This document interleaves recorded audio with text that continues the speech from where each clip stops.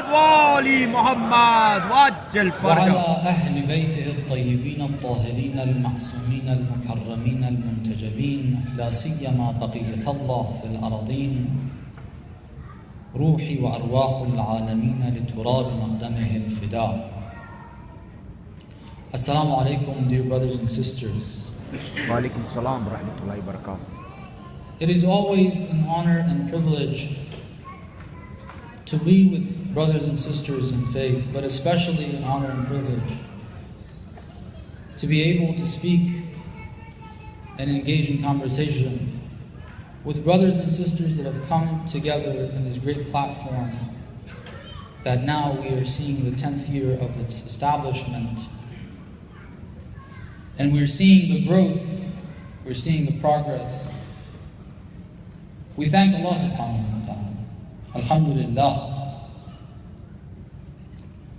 This weekend we came together, we benefited from the knowledge that was bestowed upon us by Allah through the scholars, through the speakers.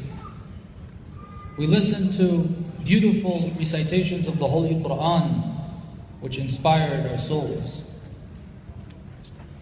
without maybe recognizing the effect of it on our souls. Listening to beautiful poetry, whether it was last night in Poetry Slam or today, the sister. And this is all progress, alhamdulillah. We've all benefited. We should thank Allah and be thankful. The topic that I have been given to discuss briefly in the moments that I have, I feel is a very good ending for a conference that began with the topic of Islamic heritage. If we are looking at the past, if we are looking at the heritage, if we are looking at the shuhada that we have, the ulama that we have, the pictures of whom you are seeing before you, people that gave everything they had for the cause of Islam. If we celebrate the heritage we have from the Ahlul Bayt, Salamullah alayhim ajma'een, Allahumma salli ala Muhammad wa ali Muhammad. By building the beautiful structures, the shrines over the graves of the Ahlul Bayt, which we have been deprived of having in Medina, in Baqiyah. If we are remembering them and remembering their struggle, and we're living today, we should also look at tomorrow and the promise that God has given us in the religion of Islam, which is actually the religion of God from the first day, and therefore it is the promise that has come from God from the first day for humanity, for mankind. And that promise is very important for us to remember, and remember it as a promise. If we leave today, brothers and sisters, and we have simply remembered the past, the struggle of these great believers, and we remind ourselves of today, the gloomy picture sometimes that we see of today, the picture is incomplete. There is one last piece that needs to add or be added to that picture, and that is the promise of Allah subhanahu wa ta'ala. I want to begin discussing this by focusing on what we face today, what we're seeing today, the images we are seeing on our television screens, on our computer screens, of the Middle East, of not only the Middle East, but of other parts of the world as well. Different countries in the Middle East, different countries in other parts of the world. Let's not forget, Palestine has been bleeding for over, I wouldn't say 60 years or 66 years, which is the year or that many years after the establishment of what they refer to as the State of Israel, which we do not recognize in any way, as we all believe, from the river to the sea is Palestine. There is no such a thing called Israel. But from the establishment of this illegitimate so-called state, that's not when the bleeding has begun. It began before then. But that's not the only region that we see that and those images from. We see the images coming out of Iraq, coming out of Syria. We're seeing images that unfortunately sometimes the one who is the perpetrator is a Muslim even, or at least thinks they are Muslim and they're doing things in the name of Islam. We're seeing images in Syria that are inhuman. We're seeing images in Iraq that are inhuman. We're seeing conduct and behavior that is unacceptable based on all standards, the most human of which is Islam, and it does not allow us to do what this group, this organization referred to as Daesh, is doing towards Muslims, towards non-believers that live in that country. It's inhuman.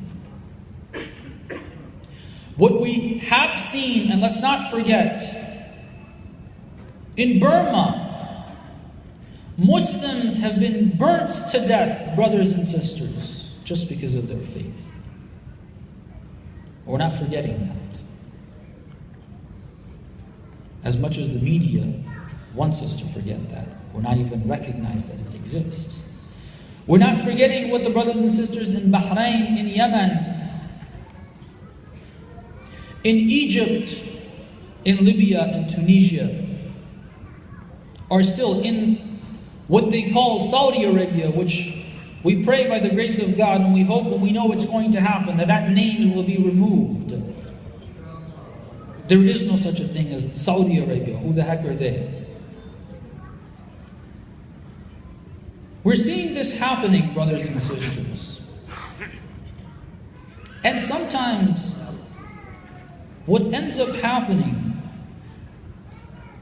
for those of us who are involved in this, are aware of it, which I hope to God, each and every one of us here are those that are constantly involved in this, and not of those who are not aware and not involved and not active and are silent and negligent of what is going on, because that is unacceptable for a believer. For any believer, any human being that watches those images, that sees what's going on. You know what's difficult? I don't know if you guys really paid attention to this or not. The first day, I don't know if the brother Tariq and his mother are still here or not. For years, and this is one of the reasons, only one of the reasons why Palestine is the first priority for us. For years, not only are these people being killed, let me draw a comparison between these two scenes. If people in Iraq are being killed, which is terrible, we've all seen the images, I already explained that. But the world is condemning the acts of Daesh. Everybody's condemning that, at least in the media. Even if they're funding it, which they are, unfortunately, the Saudis and the Qataris and others who are the puppets, of course. And the main people behind them are the same ones that are oppressing the Native Americans, the African Americans, and the Hispanic Americans, and the white Americans, and all the people of the world, and other places.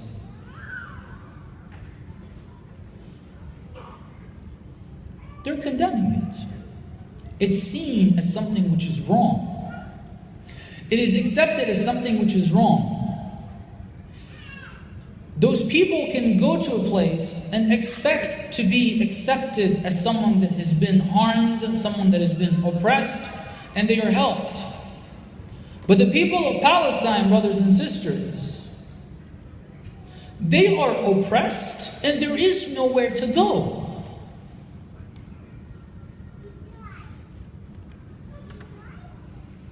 Nobody's even willing to accept that these people need help. Palestinians are not able to have their own serious police. The Israeli army is policing the cities in the West Bank. You heard that fact about the cities of the West Bank.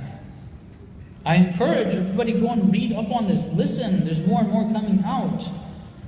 If you're day in and day out struggling with this, sometimes those of us who are involved in this, they're trying to do something. Anyone human who sees that should be wanting to take steps towards changing that. But what happens is a question that many times we hear, and it is somewhat of a legitimate question. What is the effect of all of this? What are we able to do? What can we do? The United States government provides them with illegal weapons and they use it on women and children. What can we do? Not us as Muslims that they don't even include amongst human beings. European physicians, you've seen the images. European, American. Let's not forget the young lady who gave her life to protect the American non-Muslim, to protect Palestinians against the aggression of the Zionist regime. I forget her name, but we remember her. We remember all these individuals. What can we do? What can we do? Just voice your opinion? What in the world is that going to do?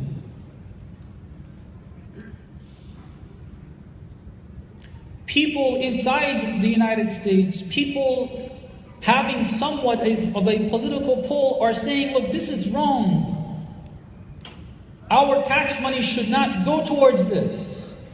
In fact, I will complete that. Not only our tax money shouldn't go towards that, our tax money should go towards helping the Palestinian people.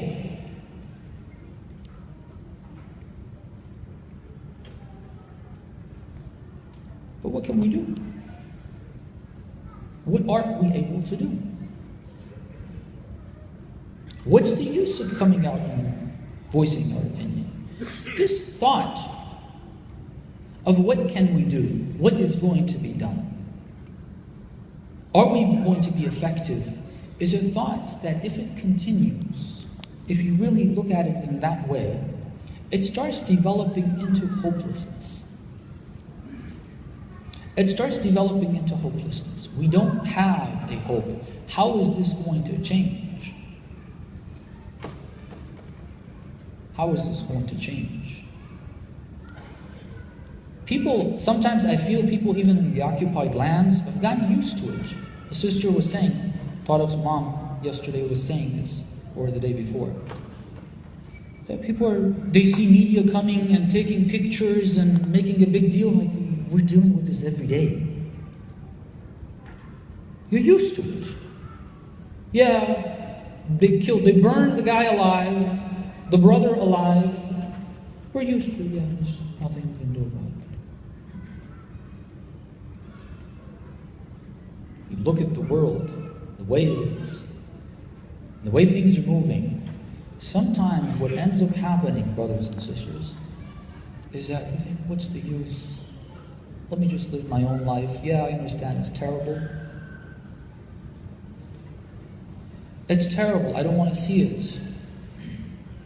But I can't do anything about it. So you know what? I don't even want to see the images because it hurts me. It hurts me. It is painful. It should be painful. But I can't do anything about it. I don't want to pain myself with it. This is what happens.